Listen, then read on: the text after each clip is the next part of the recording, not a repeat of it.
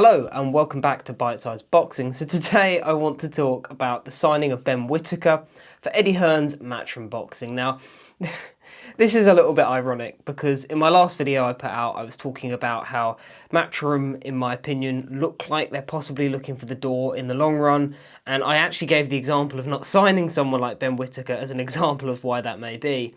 So it is kind of ironic that quite literally about 20 hours after I made that video, might have even been less than that actually, they announced the signing of Ben Whittaker. So I think this is a good move for Matchroom. I just want to start off by saying I think Ben Whittaker, at least from a commercial point of view, he is a big name already and he's going to be a bigger name in the future. He's of course gone viral many times over with sort of those highlight reel clips with his showboating and his movements in the ring and all this kind of stuff. So for me, I think from a commercial standpoint, Ben Whittaker is a good investment, particularly when you realise that, AJ is coming to the end now. And when you look beyond that, there isn't a plethora of stars at Matchroom. Yes, you've got Conor Benn, but again, in terms of the level of Conor Benn, is he really someone who's going to move the needle in the long run? I'm not too sure. For me, Conor Benn looks like the kind of fighter whose plan is to get in, get rich, get out. I'm not sure Conor Benn will be knocking about in 4 or 5 years, to be frank. Maybe I'll be proven wrong on that, but I'm not too sure if he will be. I think he might try and see after this Eubank sort of debacle is finished, see where he can go from there, and then maybe call it quits a little bit after that. So I think someone like Ben Whittaker is a welcome fresh breath of air here. Breath of fresh air, should I say. Sorry, I'm still struggling with the flu a bit, if you can't tell. So again, I think this is a good investment by Eddie Hearn and Matchroom, and I think it does show some ambition towards the future as well. All I would say on Ben Whittaker is that I'm not as sold on him as most other people.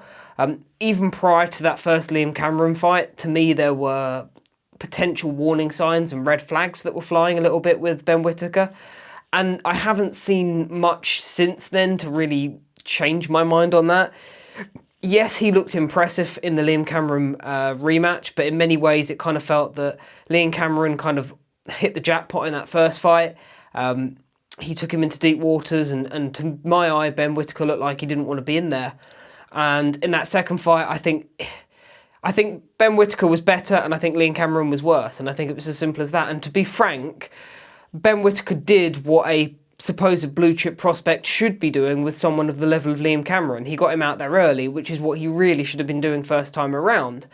So again, the manner of the performance in that rematch was good, but again, I still can't necessarily get that first fight out of my head. And I said this before and I'll say it again. When you look at those highlight reels and he's looking really good and he's showboating against journeymen. He's showboating against, Bulgarian plumbers who have work on Monday. And when you look into the corner of those little highlight clips, it'll be 7 out of 10 rounds, 9 out of 10 rounds or whatever. And these are fights in which he's showboating against people and he's going late. In fact, let me have a look here. So in his second fight against Petar Nosic, he went the full distance, the full 6 rounds.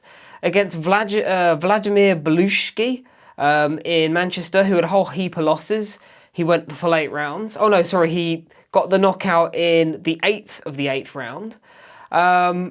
Against Khalid Gradia, he went 5 rounds. Against Leon Willings, again, miscellaneous opposition. He went the full 8 rounds to points.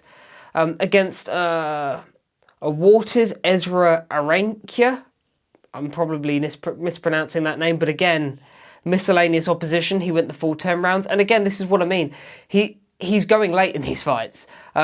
Yes, the Liam Cameron rematch ended quickly, but generally speaking, this is a guy who's been going in there against nondescript opposition and he's been going rounds. And to me, that's a little bit of a warning sign, because if you're in those, highlight reel showboating, why aren't you getting rid of them? Why are you showboating in the 8th round? Why haven't you cleared them out in the 2nd? If you're that good. Do you see what I mean? And I understand, of course, different fighters have different strengths, and you may look at someone like Ben Whittaker, and I don't think he punches as particularly hard, to be honest. And I think that will be an issue in itself as he steps up in the levels. So, again, I think it's a good signing from, again, a commercial point of view. Ben Whittaker already has a huge fan base. I think he's got millions of followers online and things like that. And that will kind of transpire into bums on seats as far as actual eyes on his fights are concerned. So I think it is a good signing in that regard, but again, I'm not sure. I don't look at this guy and I say, there you go, he's easily a world champion. He's going to wipe up once, all these guys at 175, leave and all this kind of stuff. Once Beterbiev and Bivol call it quits, it's Ben Whittaker's to come and clean up. I don't necessarily look at it that way, to be honest. Is he good enough to pick up a vacant belt in that scenario? Yeah, probably. But do I see this guy, unifying and going on to become like undisputed or anything like that? Not at the moment. I think the heart is a serious question, to be frank. And yeah, I maybe I'll be proven wrong, but as I've said before, for me, that sort of going late in fights and the showboating, it was a bit of a red flag to me, because if you're showboating and they're against world level opposition and you're taking them out in spectacular fashion, that's one thing. But if you're showboating late in fights against journeymen, as I said earlier, why didn't you get that journeyman out there 5 rounds ago? To me, you're showboating to kind of cover up the fact that you're actually struggling to get rid of these guys. That's how that looks to me. Maybe I'll be proven wrong. Maybe he'll go through his next, 5 opponents like a hot knife through butter in 1 round. But I don't think that will happen. So again, I think Ben Whittaker is a good fighter. I think there is clearly talent there, which means he will get to a certain level. But again, those intangibles, that chin, that heart, those kind of things, I think they are things we can question. Again, in that first Liam Cameron fight, he did look like a guy that once he was getting tagged, he didn't seem to like it, and he looked for a way out, in my opinion. And I don't think that bodes well going in there in the deep end in the long run. But what say you? I'd be interested to know what you think. Again, I'm not completely writing off Ben Whittaker, but I'm also not one of these people who's screaming his heir apparent either. I think there can be shades of grey, and I think unfortunately some people are far too dichotomous in the way that they assess fighters. You're either rubbish or you're amazing. That, for me, again, there's shades of grey. I'm not writing this guy off as a complete no-hoper, but in the same breath, I'm also not looking at him and saying, oh yeah, this guy's clearing out. But what do you think? You let me know what you think. I'd be very interested to know. Take it easy, guys. Cheers.